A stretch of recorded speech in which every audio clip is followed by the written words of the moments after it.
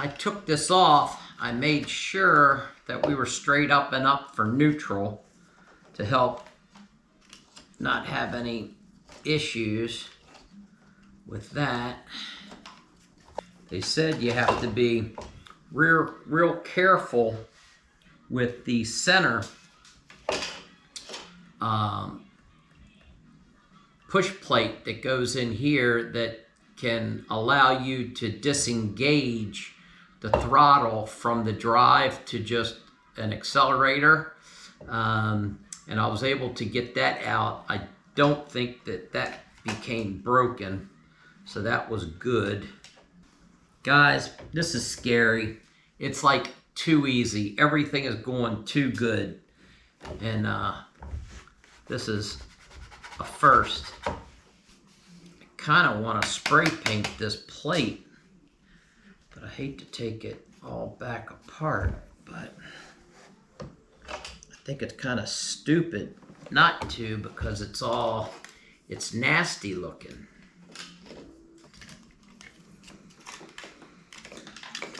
All right, we're gonna paint this little piece of plastic. We'll be back. This is the new shifter installed with the carpeting. And it actually turned out pretty daggone good.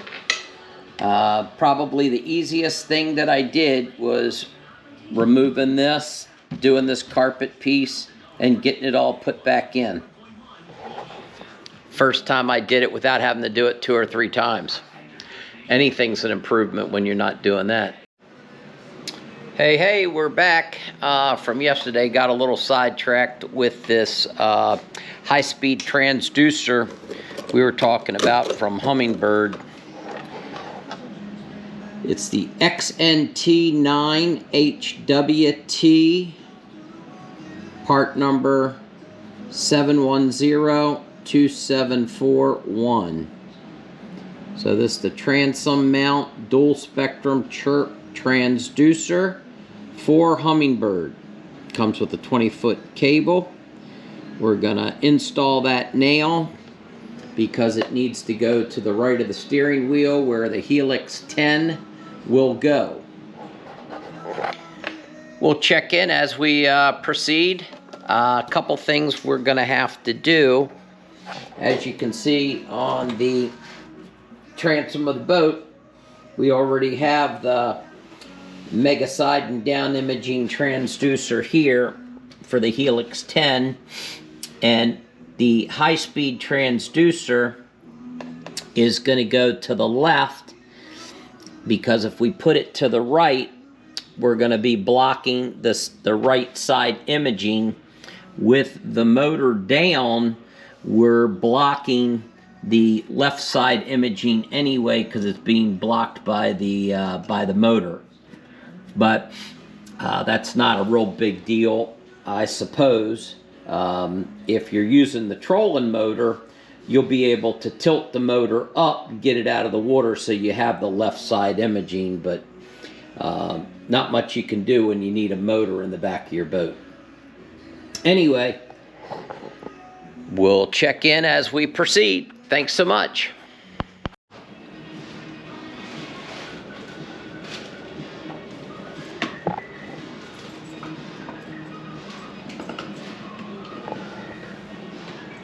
Fishing Chronicles, we're back to you. We got the great Cindy operating video today. As you can see, this boat is finally coming together.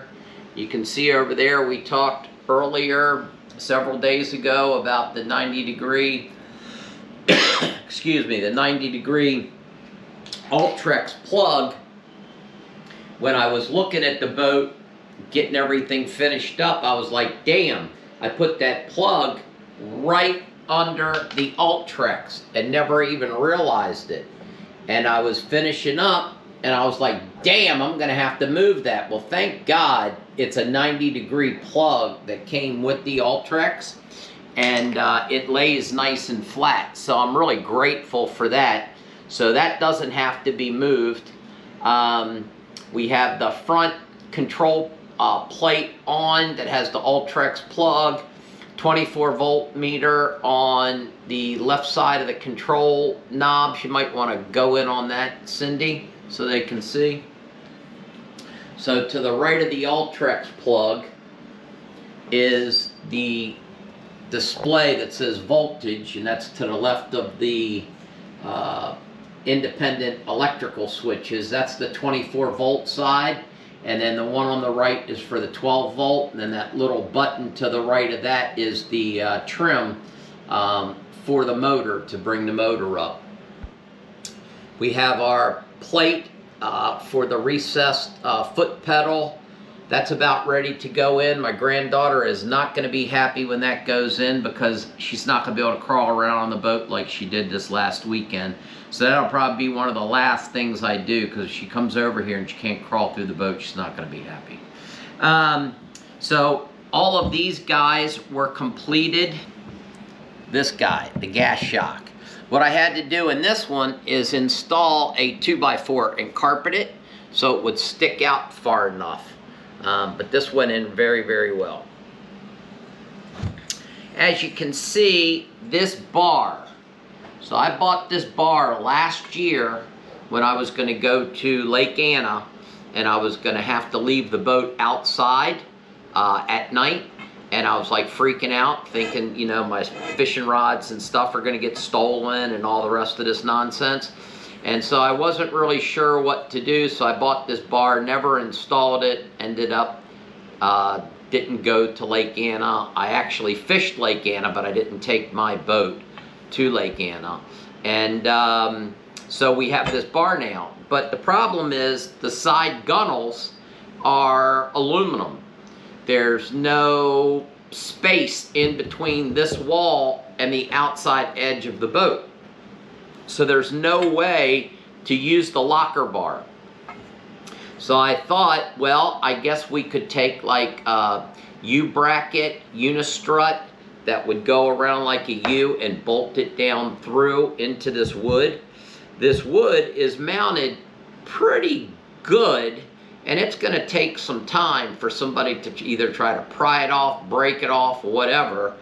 And what is so cool about this locker bar, if you haven't seen it before, is it has a built-in alarm. I also have a passive alarm that goes into the cockpit that, if you have vibration, is going to go off. So I'm taking precautions to be able to travel, because I definitely plan on traveling in the 2023 season. And I want to be able to get some sleep without freaking out that I'm going to come out and my boat, all my stuff in my boat's going to be gone.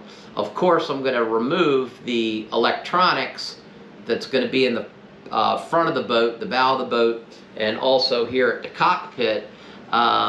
But as far as being able to carry your gear and your fishing rods and all that stuff into your hotel room, what a pain in the ass, and I'm not interested in doing that.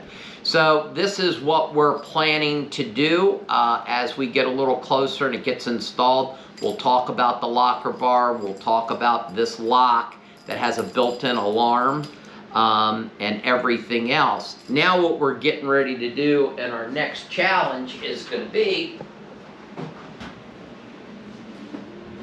the seating area. This is what has to get done next. Now what's throwing me a curveball is I was planning to do this later in the season so I can get the boat out, run it, get it tuned in, check my electronics, make everything good. But then I'm going to have to remove the seats to be able to do this back section, and I'm kind of going to be doing twice the amount of work. So I'm not really sure if I want to do that or not. I'm pretty sure I'm going to be forced to do that, because I'm going to be a boater in the 2023 season. So I have to have this boat ready to go. I have to know my electronics are working. I have to get familiar with the boat, because I've not been in the boat for over a year, and get a little more experience. So we just wanted to give you a real quick update. It's February 1. You know, I got 3 weeks to go, fellas. 3 weeks, because I got to get the daggone boat back in the water. So we'll see you later. Alrighty, Fishing Chronicles, we are back. We are getting ready to mount the throttle plate assembly that covers up this area here. We're going to get the Helix 10 boat transducer wires up into this ball mount to the console. We're also going to pull the electric power supply up to here for the quick connect, as well as the Ethernet connection with the dongle. We're going to do a time lapse and let's see how it goes.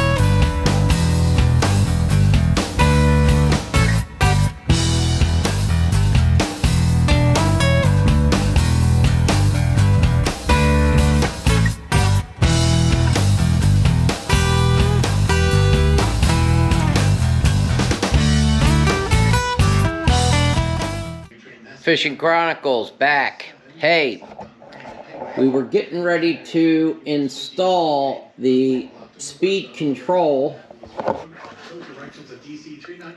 and I realized that it's going to go up against this back wall, which is the old carpet. The old carpet ties in to under there, ties all this in. For me to be able to do the seats, I have to figure out what section of carpet am I willing to put a seam in. And I'd really like to do it seamless, but I'm just not sure how that's going to pan out and how that's going to work. Because I really need to get the seat in and get this speed control put back. As you can see, we got our bird up here and we got the electrical connections and everything looks sweet. That turned out great. Everything up front looks awesome. We are really making traction. Stuff is really starting to happen here, but I'm kind of at this segue and I'm like, shit, what do I do next? So stay tuned. I'll come up with a plan.